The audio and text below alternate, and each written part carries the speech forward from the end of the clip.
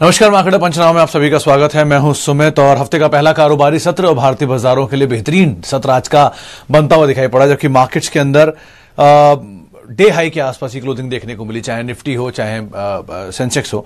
एक अच्छा move BSE के मेजरली सभी इंडिसेस जो हैं वो तेजी के साथ ही आज बंद होते हुए दिखाई पड़े। सबसे ज्यादा आउट परफॉर्मेंस से आज रियल स्टेट स्पेस में 11 साल की ऊपरी स्तरों पर आज रियल स्टेट इंडेक्स जाकर बंद होता हुआ दिखाई पड़ा। ऑटो में अच्छी खरीदारी थी, आईटी में अच्छी खरीदारी देखने को मिल रही थी, बैंकिंग, पीएसयू और ब्रोकरेज शेयरों के अंदर आज एक अच्छी तेजी बनते हुए दिखाई पड़ रही थी। सेलेक्टिव स्टॉक्स के अंदर आप जाएंगे तो केमिकल के सेलेक्टिव स्टॉक्स तेजी में थे। मिड कैप स्मॉल कैप में आज आउट परफॉर्मेंस थी। इनफैक्ट सुबह से ही मिड कैप इंडेक्स 1.5% के आसपास की तेजी दिखा के आज कामकाज कर रहा था, जबकि इंडेक्स में उतनी तेजी नहीं देखने को मिल रही थी। तो उससे ज्यादा बेहतर परफॉर्मेंस आज मिड कैप की तरफ से आते हुए पड़ रहे थे। श्री सीमेंट, टाइटन, ग्रासिम, आयशर, ये कुछ ऐसे नाम थे जो कि निफ्टी में लीड करते हुए दिखाई पड़ रहे थे।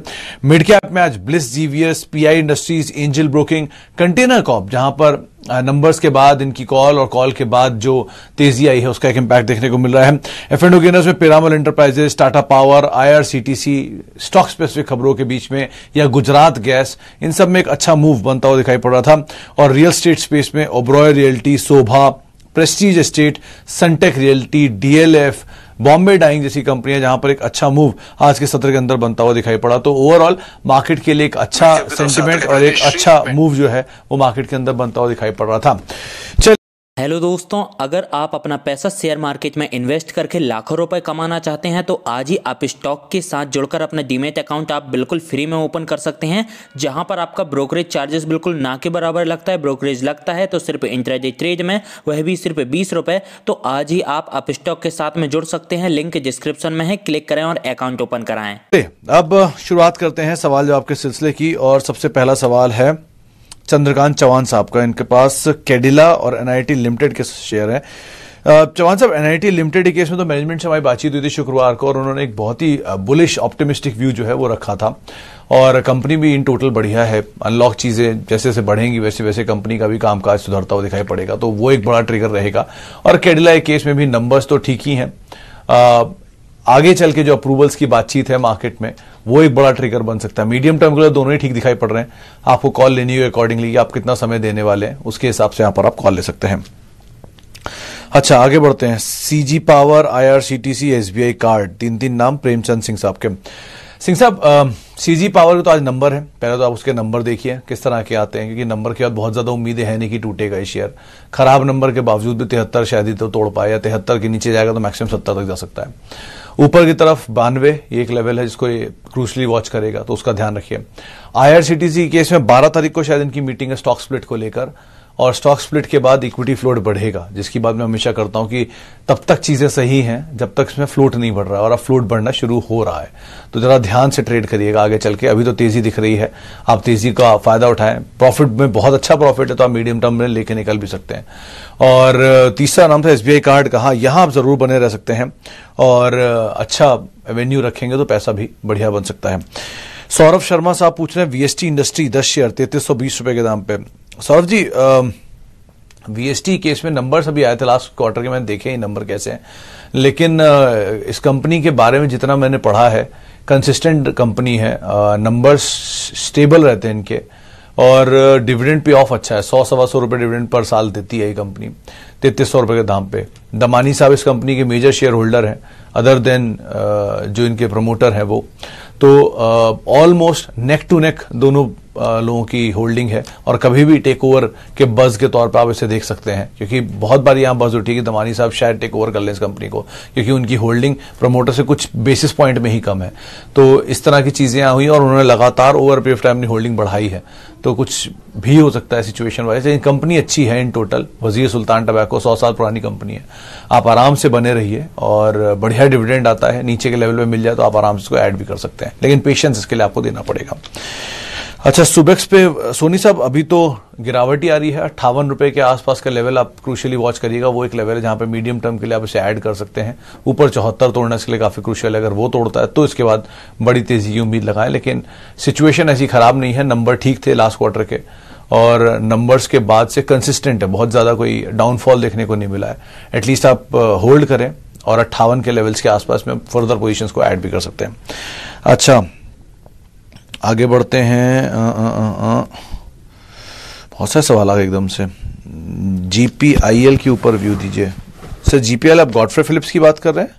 अगर समीर जी गॉडफ्रे फिलिप्स की बात कर रहे हैं तो हाँ, मोमेंटम बेस्ड स्टॉक है और मतलब थोड़ा डिस्प्यूट है कंपनी के अंदर की साइड पे, जैसी खबरें हैं बाजार में प्रमोटर्स को लेकर।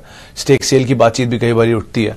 अगर स्टेक सेल आ जाता है और प्रीमियम पे हो जाता है, जो अभी तक तो कहीं नहीं दिख रहा, लेकिन अगर ऐसा होता है तो स्टॉक में एक अच्छी तेजी रहेगी। अदरवाइज कंपनी के इंडिविजुअल कारोबार में, कंपनी कन्फेक्शनरी कारोबार में है, सिगरेट बिजनेस के अंदर है, मालबोरो के इंडियन मास्टर फ्रेंचाइजी है, प्लस इनकी कन्फेक्शनरी कारोबार के अंदर आता है रिटेल बिजनेस भी है, जिसमें इनके 24/7 भी हैं, करीब करीब 42 से 46 स्टोर्स हैं और उसको एक्सपैंड भी कर रहे हैं। तो आप वैसे तो गॉडफ्रे फिलिप्स में बने रह सकते हैं, लेकिन जो न्यूज फ्लोज हैं उसको क्रूशियली वॉच करिएगा और लास्ट क्वार्टर के नंबर या इस क्वार्टर के नंबर जो आने वाले हैं उसको जरूर ध्यान में रखिएगा। अच्छा, एचडीएफसी लिमिटेड, शबीर साहब मतलब आज फिर वो 200 डीएमए से शायद वो स्टॉक घूमा है, लेकिन एचडीएफसी लिमिटेड एक इन्वेस्टमेंट ग्रेड स्टॉक है। ये अभी भी और पहले भी ये बात मैं बोलता आया हूँ, कहीं नीचे मिले आप उसे ऐड करते चलिए, ऊपर मिले मतलब over a period of time इसको होल्ड करिए, अच्छा मुनाफा बनता है। डिविडेंड पेइंग कंपनी है। आज भी सुबह मैनेजमेंट ने इतनी बुलिश कमेंट्री दी है, जो डिसबर्समेंट है इनकी कॉन कॉल में जो उन्होंने बोला है कि ऑल टाइम हाइस पर पहुंच गए। तो इस तरह की सिचुएशन अगर अभी भी मार्केट में है, इतने पेसिमिस्टिक सिनेरियो में, तो आप खुद ही सोचिए किस तरह की कंपनी होगी। तो बढ़िया ये है कि आप बने रहें इसके साथ, अच्छा पैसा बन सकता है यहाँ पर, लेकिन ये इन्वेस्टमेंट ग्रेड स्टॉक है। पूना वाला magma Fincorp 90 quantity, can I keep it for long term? Success आप थोड़ा, अब तो मैनेजमेंट चेंज हुआ है और प्रेफरेंशियल अलॉटमेंट अभी के दाम पर हुआ है, यानी बहुत दिन नहीं हुए इसके प्रेफरेंशियल अलॉटमेंट, शायद 78 रुपए के दाम पर प्रेफरेंशियल अलॉटमेंट था। तो अगर नया मैनेजमेंट 78 रुपए के दाम पर इस कंपनी में खरीद सकता है तो आपको तो बने रहना चाहिए। आप बहुत ज्यादा दूर है नहीं उस दाम से, और कभी मतलब आप सर्च कर सकते हैं उस दाम को, क्या दाम था यहाँ प्रेफरेंशियल अलॉटमेंट में, शायद कंफ्यूज हो रहा हूँ, 78 के आसपास ही का दाम था। लेकिन अगर वो दाम है या उसके आसपास का दाम है या जो भी दाम है, उस दाम से नीचे कभी ये स्टॉक मिले तो आप उसको और ऐड कर लीजिएगा, कोई दिक्कत नहीं है। उस लेवल पर जहां पर नए प्रमोटर इस कंपनी में एंटर कर सकते हैं, वो दाम तो हमेशा आकर्षक होगा ही ना। वो उससे ज्यादा पे एग्जिट करेंगे कभी भी करेंगे तो, उस दाम पे तो करेंगे नहीं। तो एटलीस्ट वो दाम को आप क्रूशियली वॉच करिएगा और उसी के आसपास ही अपनी पोजीशंस को होल्ड करिए, ज्यादा बेहतर रहेगा। अच्छा, सचदेव साहब, ईडलवाइस या मोतीलाल? टफ सवाल है, क्योंकि मोतीलाल सर ज्यादा बेटर सिचुएशन में है, लेकिन बहुत भागे हुए दोनों ही शेयर है, ब्रोकरेज शेयर ही ज्यादा तेज भागे हुए हैं। अगर आपको प्रॉफिट है तो आप एटलीस्ट कॉस्ट के शेयर निकाल लीजिए और प्रॉफिट के शेयर छोड़ दीजिए, वो ज्यादा बेटर होगा, चाहे वो ईडलवाइस हो या मोतीलाल ओसवाल हो। लेकिन अगर आपने नई खरीदारी की है तो मोतीलाल ओसवाल में फिर भी एक, अगर नीचे का झटका देता भी है तो जल्दी वापस घूमने की कैपेबिलिटी है ईडलवाइस के कंपैरिजन में। ट्रेड के हिसाब से ये स्टेटस है, लेकिन हाउस मतलब इस पूरे सेक्टर में बड़ा मूव अभी देखने को मिला है, तो आप अकॉर्डिंगली कॉल लीजिए। अगर आप सीडीएसएल को देख लीजिए, वो ज्यादा सेफ साइड पे इन्वेस्टमेंट रहेगा ब्रोकरेज के सामने, क्योंकि उन्हीं से ही डायरेक्टली सरोकार होता है ब्रोकरेज हाउसेस का। अगर सीडीएसएल के नंबर अच्छे आएंगे तो ब्रोकरेज के नंबर अच्छे आएंगे, अगर सीडीएसएल के नंबर और अच्छे आएंगे तो ब्रोकरेज और अच्छा करेगा। तो आप ऐसे इनको कोरिलेट करके इसमें इन्वेस्टमेंट कर सकते हैं। अच्छा,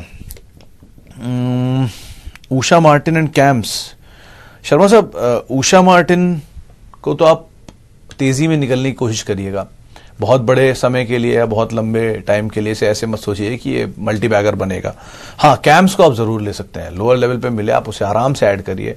हाल फिलहाल में नीचे आया भी था, तो एक अच्छा मौका है, कहीं नीचे मिल जाए तो आप ऐड कर सकते हैं, वो ज्यादा बेटर रहेगा। लेकिन उषा मार्टिन से बेटर आप किसी और स्टील में अगर आप ढूंढ रहे हैं कोई, या मेटल में कोई ढूंढ रहे हैं, जेएसएल हिसार देख सकते हैं, वहां पर फिर भी एवेन्यूज थोड़े बेहतर दिख रहे हैं, कंसीडरिंग जो इनके स्वैप रेशियोज आ रहे हैं उसके हिसाब से।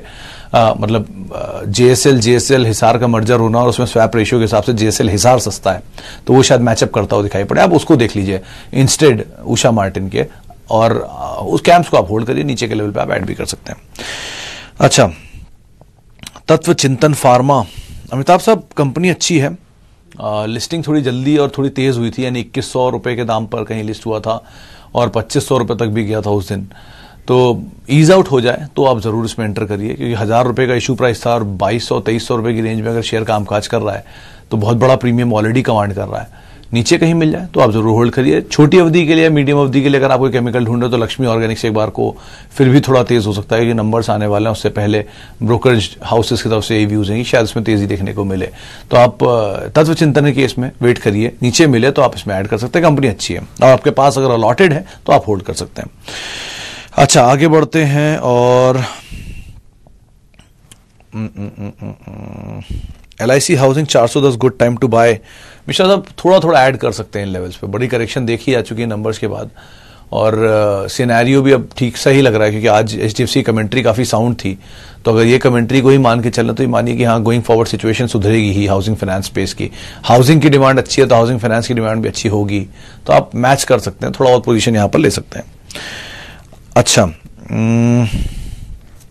JSW एनर्जी 240 पर सक्सेना, आप थोड़ा सा वेट करिए कि बहुत बड़ी तेजी इसने दिखाई। आज सुबह मैनेजमेंट आई थी हमारे साथ सुबह कार्यक्रम में, नंबर्स तो अच्छे थे इनके, नंबर्स के साथ साथ मतलब जो रनअप देखा गया है उसके सामने नंबर आपको थोड़े ढीले दिखेंगे, लेकिन वैसे नंबर इनके सही थे। तो थोड़ा सा ईज आउट होने चाहिए, क्योंकि एक तरफा तेजी देखी गई है, एक तरफा चाल थी, तो थोड़ा हल्का हो जाए, बाजार में नीचे आ जाए तो ज्यादा बेहतर सिचुएशन रहेगी इनके लिए नीचे पोजीशन लेने के लिए। अभी आप वेट कर सकते हैं। पावर में टोरेंट पावर के number, Tata power, Torrent power के नंबर आने वाले हैं, उनको आप फिर भी देख सकते हैं नंबर्स के बाद। JSW एटलीस्ट अभी आप होल्ड करिए, ज्यादा बेहतर रहेगा। अच्छा, IRCTC पे हम बातचीत कर चुके हैं और कोफोर्ज, अमित जी कोफोर्ज पर डिपेंड करता है आपने किस भाव पे खरीदारी कर रखी है। अगर नीचे के भाव पर है तो आप बने रहिए, बहुत अच्छी बात है, कोई दिक्कत नहीं, बढ़िया प्रॉफिट आपको हो रहा है, 5100-5200 आ गया शेयर।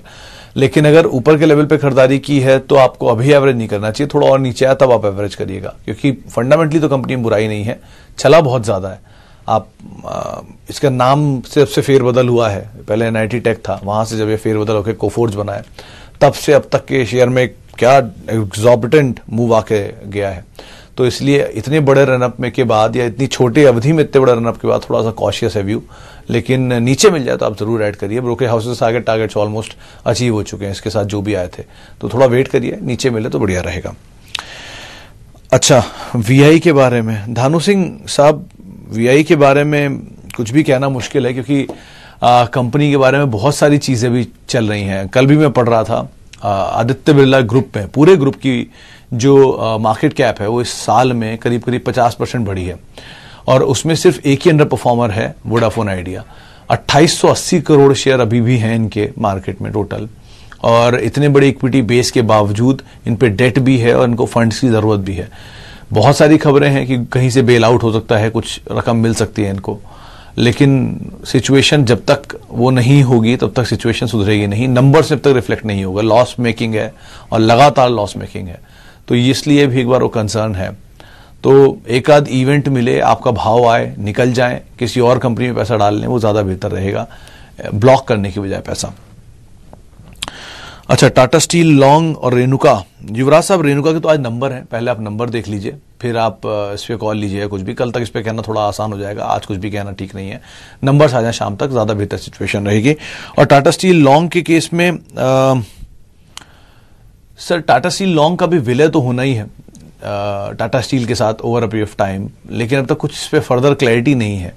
बेटर, कंपनी बुरी नहीं है, कंपनी तो अच्छी है, आप अगर समय दे सकते हैं तो होल्ड करिए, कोई दिक्कत नहीं है, लेकिन मीडियम टर्म के लिए ही आपको इसे होल्ड करना पड़ेगा। शॉर्ट टर्म में कुछ भी कहना इसके बारे में मुश्किल है। अच्छा, एक आखिरी सवाल और ले लेता हूं। सवाल आया है, बहुत सारे सवाल हैं।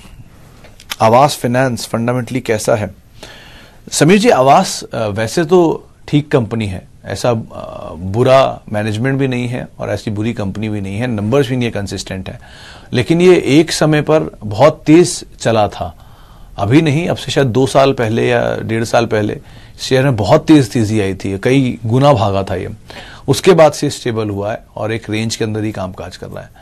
तो अगर आप हाउसिंग फाइनेंस स्पेस में लीडर तलाश रहे हैं तो HDFC है, कैनफिन होम है या बाकी कंपनीज हैं, लेकिन आवास डिपेंड करता है आप कितने टाइम के लिए बने रहना चाहते हैं, क्या आपका नजरिया है, अकॉर्डिंगली आप यहाँ पे कॉल लीजिए। वैसे तो ब्रोकरेज हाउसेज इसको बहुत कवर करते नहीं और वॉल्यूम भी थोड़े कम रहते हैं, तो जरा ध्यान से संभल कर अकॉर्डिंगली आप यहाँ पर ट्रेड करिएगा।